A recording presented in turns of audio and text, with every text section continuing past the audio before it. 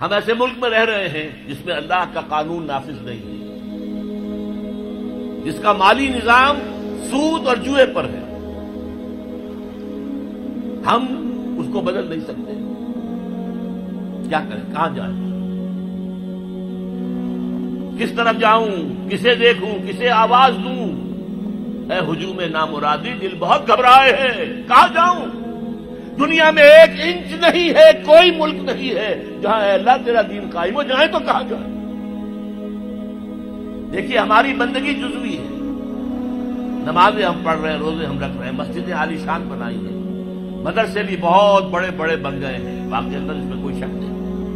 لیکن سوال یہ ہے کہ اوپر جو چھت ہے وہ تو کافرانہ ہے.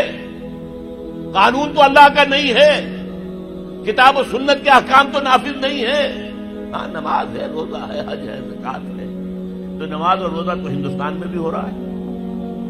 وہ تو چند ایک مسجدیں ہیں جنہیں وہ تاریخی اعتبار سے کہتے ہیں کہ یہ ہمارے مندر ہوتے تھے جنہیں مسجد بنایا گیا، ورنہ وہاں پر ہزاروں لاکھوں مسجدیں ہیں، آباد ہیں، لوگ نمازیں پڑھتے ہیں. کوئی روکتا ہے انہیں؟ ہم نے یہ ملک بنایا تھا کہ یہاں اسلام کا نظام قائم کریں گے. نماز تو آپ امریکہ میں جا کر پڑھیے، امریکہ کو کوئی اعتراض ہی نہیں. لیکن تم کہو کہ اسلام کا نظام ہم قائم کریں گے، نہیں کرنے دیں گے تمہیں کبھی بھی. تم چاہو کہ تم اسلام کا معاشی نظام قائم کرو، کبھی اجازت نہیں دیں گے. تم چاہو کہ اسلام کی معاشرتی اقدار کو تم قائم کرو، کبھی نہیں کرنے دیں گے. یہ ہے اس وقت جو ہمارے ساتھ پیش آ رہا ہے معاملہ. پورا مغرب اس پر اڑا ہوا ہے. اسلامی نظام کہیں نہیں آنے دیں گے. ہاں نمازیں پڑھو، ہمیں کوئی اعتراض نہیں. روزے رکھو، تم روزے 30 کی بجائے 100 رکھو، ہمارا کیا لیتے ہو؟ تو اب ہم جو کفر کے تحت زندگی گزار رہے ہیں اور اس اعتبار سے اللہ کی نگاہ میں ہم کافر ہیں. لیکن سوال یہ ہے کہ جائیں تو کہاں جائیں، کریں تو کیا کریں؟ نظام کفر کا ہے. قرآن کہتا ہے وَمَن لَّمْ يَحْكُم بِمَا أَنزَلَ اللَّهُ فَأُولَٰئِكَ هُمُ الْكَافِرُونَ. جو لوگ قرآن کی، اللہ کی اتاری ہوئی شریعت کے مطابق فیصلے نہیں کرتے وہی تو کافر ہے. اور کافر کسے کہتے ہیں؟ اقبال نے کہا نا، بتوں سے تجھ کو امید ہے، خدا سے نو امیدی، مجھے بتا تو صحیح اور کافری کیا ہے؟ تمہاری ساری امیدیں امریکہ کے ساتھ وابستہ ہیں. وہ مسئلہ طے کرا دے، وہ یہ کرا دے، وہ کرا دے. وہ معاملہ ہمارا، وہی تو سب سے بڑا چور وہی ہے، سب سے بڑا ڈاکو وہی ہے، سب سے بڑا اسلام کا مخالف وہی ہے، اور اسی کے پاس ہم جاتے ہیں. قرآن کا فتویٰ تو یہ کہ تم کافر ہو. ہاں انفرادی طور پر تم مسلمان ہو، اجتماعی طور پر قومی سطح پر تم کافر ہو.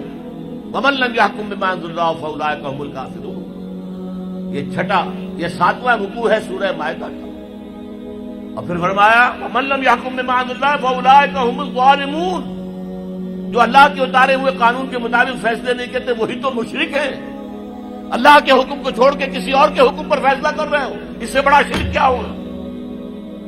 اور تیسری مرتبہ فرمایا وَمَن لَّمْ يَحْكُم بِمَا أَنزَلَ اللَّهُ فَأُولَٰئِكَ هُمُ الْفَاسِقُونَ. وہی تو فاسق ہیں، فاجر ہیں، وہی تو سرکش ہیں، وہی تو باغی ہیں، وہی تو غدار ہیں اللہ کے، جو اللہ کی شریعت کے مطابق فیصلے نہیں کرتے.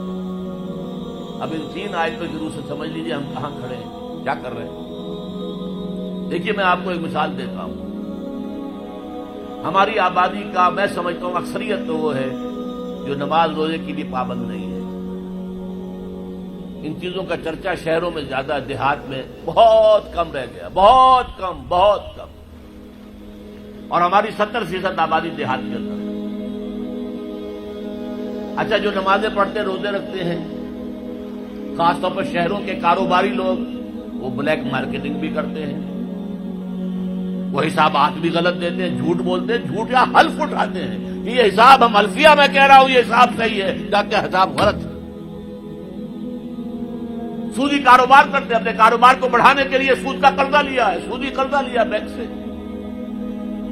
اپنی بلڈنگ بنانے کے لیے بہت بڑی قرضہ لیا ہے بینک سے. تو ان کی عبادت کیا ہوئی؟ وہ اس آیت کے ذہن میں آ گئے کہ نہیں؟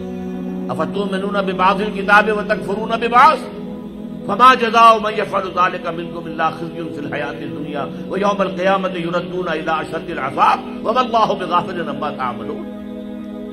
لیکن میں ان کو بھی چھوڑتا ہوں. فرض کیجئے ایک شخص ہے، نماز پڑھتا ہے پوری 5 وقتہ مسجد میں، رمضان کے روزے رکھتا ہے، اور بھی اللہ توفیق دیتا ہے، ایام 20 کے روزے رکھ لیتا ہے، یا ہفتے میں 2 روزے رکھتا ہے، سوموار کے اور جمعرات کے وغیرہ، زکوٰۃ دیتا ہے، کاروبار بھی سارے حلال کر رہا ہے، حرام نہیں کر رہا، سود میں بھی براہ راست ملوث نہیں ہے، نہ پیسہ سود پہ اوپر بینک میں رکھ کر سود کھایا، نہ سود پر قرضہ لے کر کوئی اپنا کاروبار بڑھایا، نہ کوئی اپنا کارخانہ لگایا، نہ کوئی اپنے بلڈنگ اونچی بنائی۔ پردہ بھی اس نے اپنے گھر میں بالکل شرعی نافذ کر دیا، وہ اس پورے اسلام پر کاربند ہے جس میں وہ کاربند ہو سکتا ہے اس وقت، لیکن وہ اس قوم کا فرد ہے جو قوم اللہ کے فتوے کے مطابق کافر قوم ہے،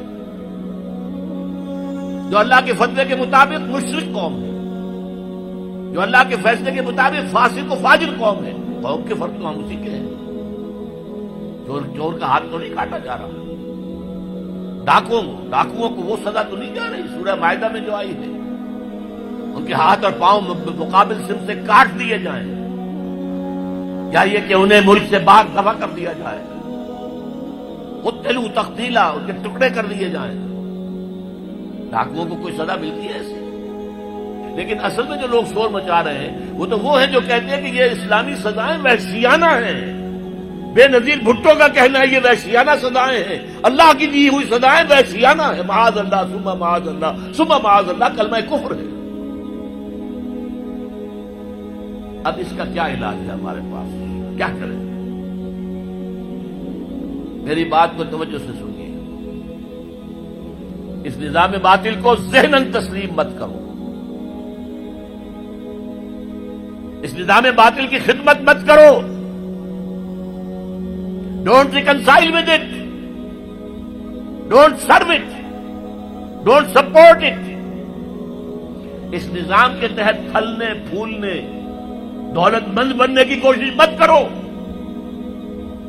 بلکہ اپنی زندگی کو سکیڑو، اپنی ضروریات کو کم کرو، اپنے آپ کو ذرا آزاد کرو، اپنا وقت، تاکہ اس وقت کو تم لگا دو اس نظام کے خلاف جدوجہد میں۔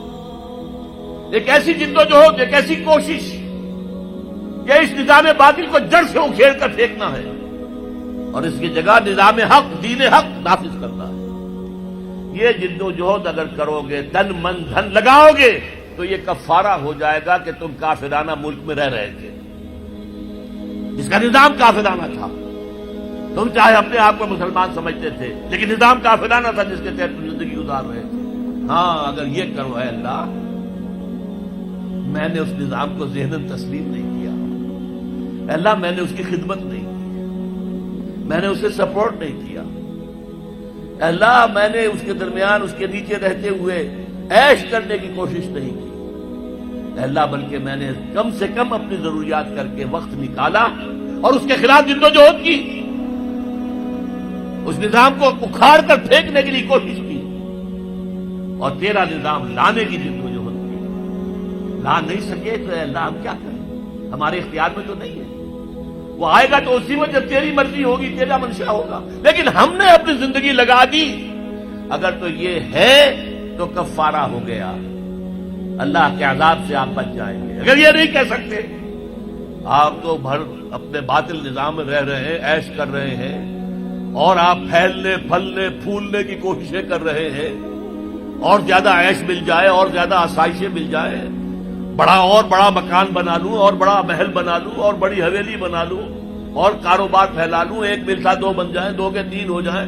اگر اس چکر میں آپ رہے اس نظام باطل کے تحت، تو آپ اسی کے ایبیٹر ہیں، آپ اسی کے مؤید ہیں، آپ اس کے سپورٹر ہیں، اور آپ بھی اتنے ہی بڑے مجرم ہیں جتنا بڑا یہ نظام مجرم